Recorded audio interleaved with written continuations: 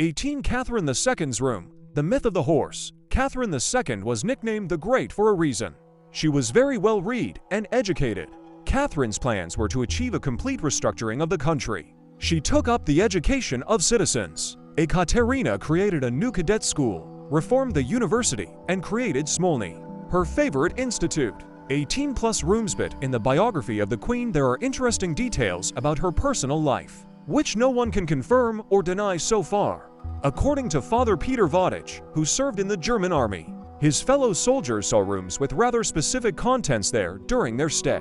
In Tsarskoye Selo, they took dozens of pictures of chairs, tables, cabinets, and other interior elements decorated with phallic and other intimate details. The authenticity of the photos. Many of the photographs were burned during the war, but there are those that have survived. You can find them on the internet.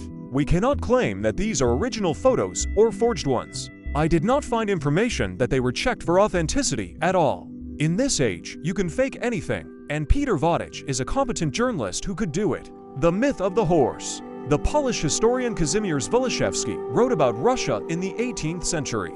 It was he who began to spread the myth of the Empress's copulation with a horse. The legend is this: the Queen wanted to sleep with the horse, and it was hoisted onto the Empress with the help of ropes. After that, she died from a rupture of internal organs. Many scientists consider this to be complete nonsense, and there was no evidence except for the works of Woliszewski. The secret room of Catherine II.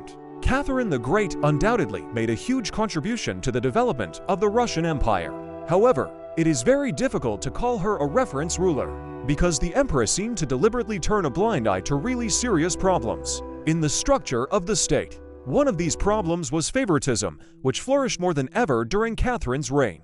Historians count over 20 lovers of the Empress, the most famous of whom are Sergei Saltykov, Grigory Orlov, and Grigory Potemkin. For a better understanding of the prevailing situation at that time, it is worth mentioning the influence that the favorites had on the domestic and foreign policy of the country. Catherine the Great demoted Field Marshal Rumyantsev, the hero of the Russian-Turkish warriors, to please her favorite Grigory Potemkin, who was jealous of Rumyantsev's fame. The other favorite continued to lead the army, despite numerous defeats, due to the fact that at one time he helped the Empress seize the throne.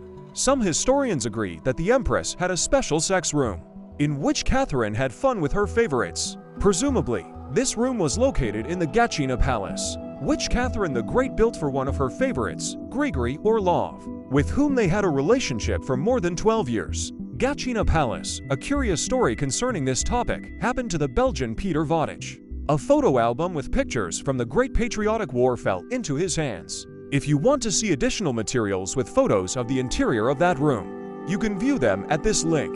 The album was created allegedly by German soldiers who came across a curious room in one of the Tsarskoye Selo palaces, on the walls of which various phallic-like objects were displayed.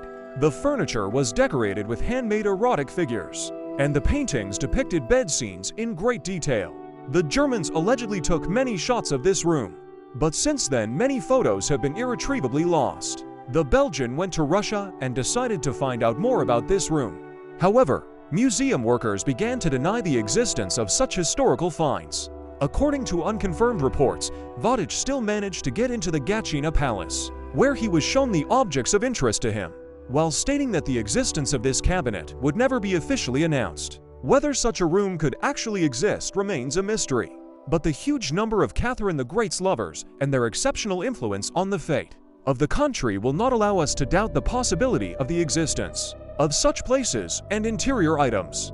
Catherine II's secret room, also known as the Cabinet of 10 Ministers, was a secret workroom in which Empress Catherine II made important decisions and corresponded with government ministers and diplomatic representatives. The room was located in the Catherine Palace, which was part of the Winter Palace in St. Petersburg. It was built at the end of the 18th century and was accessible only to the Empress and her closest advisors. The room was exquisitely decorated and furnished with precious wood furniture. It also contained maps, globes, portraits, and other items related to the affairs of the state. The secret room of Catherine II was the place where the Empress made important decisions, negotiated, and discussed political issues with ministers. The room also served as a place where she composed her letters and official documents. The cabinet of 10 ministers was of particular importance during the Napoleonic Wars. When Catherine II led the Russian Empire, decisions were made here to wage war against France and to establish alliances with other European powers.